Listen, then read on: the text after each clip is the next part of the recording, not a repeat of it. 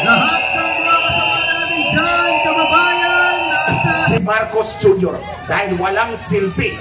Ang tawag ko nga sa kanya, flower pot ka lang dyan. So, Marcos resign! Marcos resign! Marcos resign!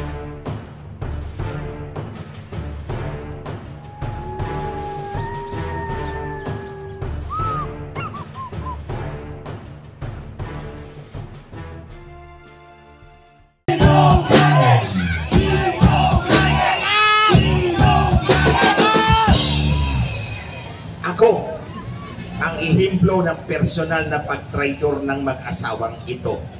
Kaya nga, ulit-ulitin ko, kung si Lisa Marcos nasa harap mo lang, sinampal na kita kaliwat kanan, back to back.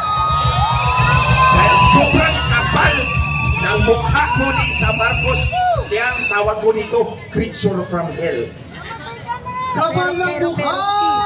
Kapal ng mukha! Kapal ng mukha! Ni Lisa Marcos. Ni Lisa Marcos. Walang konsensya itong babaeng ito. Purely transactional. O ito ha. Ang isa sa kasama ko, si Hubert Guevara. Kasama ko yan sa grupo namin doon. Nagsilbi sa kanila ng 6 na taon. Alam nyo, pinakuha niya ng private jet sa Davao. Kasi si Hubert Guevara naglalaro ng football doon sa Davao. Pinakuha ni Lisa Marcos ng private jet para dalhin sa Malacanang at ipresenta kay Bongbong Marcos, ito yung Senior Deputy Executive Secretary mo. Sa makatuwid, si Lisa Marcos ang nagdidikta kung sino ang pauupuin sa gobyerno. Hindi si Pangag Marcos.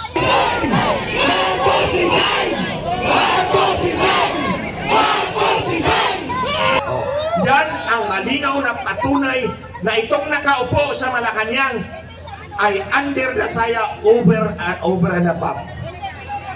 Alam ko, 6 na taon kong kasama yung mag-asawa na yan. Walang masasabi si Marcos pag tinikta ni Lisa Marcos. Yan ang totoo. Kaya ngayon, mga kababayan, ang nagpapatakbo ng gobyerno ay isang taong hindi ninyo hinalal. Yung Lisa Marcos na yan, hindi ninyo hinalal yan. Pero yan ang nagpapatakbo ng gobyerno o maapekto sa buhay ng bawat Pilipino. Kaya isang rason kung bakit dapat patalsikin si Marcos Jr. dahil walang silbi. Ang tawag ko nga sa kanya, flower pot ka lang dyan sa Office of the President. Manikin ka lang, Marcos Jr. Kasi ang asawa mo naman ang totoong nagpapatakbo ng lahat ng bagay. Balik tayo kay Hubert Guevara. Wala pang 2 taon. Tinimote niya, tinapon sa SEC. Wala pa 1 buwan na heart attack bigla. You see? For me, that's another act of betrayal. Ako, binenta kay Smartmatic. Para dagdagan yung boto ni Marcos noong halalan.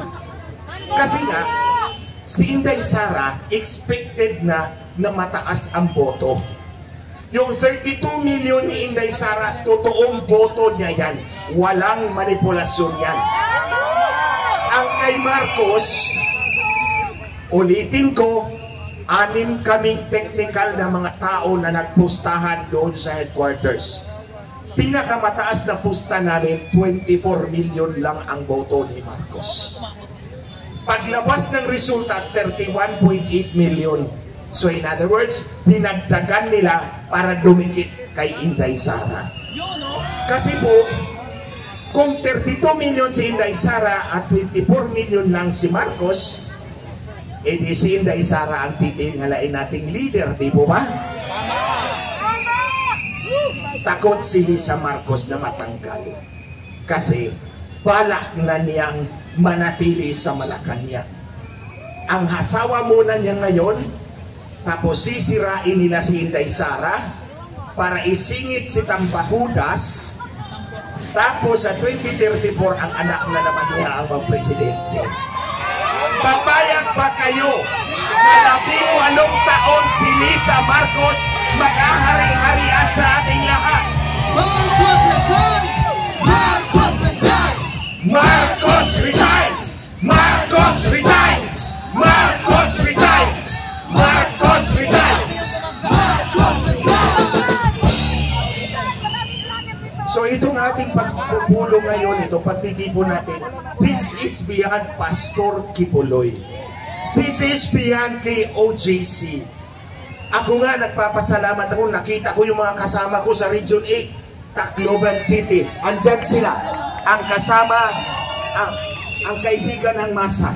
Oh, hindi yan kay OJC, hindi yan Pastor Kibuloy. Ordinaryong Pilipino yan na gustong lumaban para sa kinabukasan ng bawat Pilipino. Yan, that's the reason why we are here. I am not here. I am here dahil may issue tayo kay Marcos. Totoong issue na apektado ang lahat ng Pilipino. Una, minanipula ni Marcos ang kanyang eleksyon. Pagkipagkonsabahan, nasa affidavit ko yan ha, sino pa ang salaysay yan? Si Roger Alejandro Piñati Martinez. Sino ito? Presidente ng Smartmatic. Anong nangyari? Kinasuhan sa Florida ng bribery, violation of the Foreign Corrupt Practices Act. 25 years ang kulong niyan. Ang kakonsaba ni Lisa Marcos kinasuhan ngayon sa Amerika. Oh. Ngayon, mamanipulahin nila, balak nilang tanggalin si Inday Sara. Huwag tayong pumayag na i-impeach nila si Inday Sara. Ngayon balak, maninindigan tayo. Inday Sara Duterte! Inday Sara Duterte! Inday Sara Duterte! Again, this is also beyond Inday Sara. Tandaan ninyo mga kababayan, si Inday Sara lang ang tanging lehitimong hinalal ng taong bayan. Kasi ang boto niya hindi minanipula. Hindi tulad ni Marcos na manipulado ang kanyang boto. Kaya we have to rally behind the true leader of this country. Si Marcos, impostor lang yan. Kaya nga hinahamon ko itong mag-asawa, sobrang kapal ng mukha ng mga bangag na ito.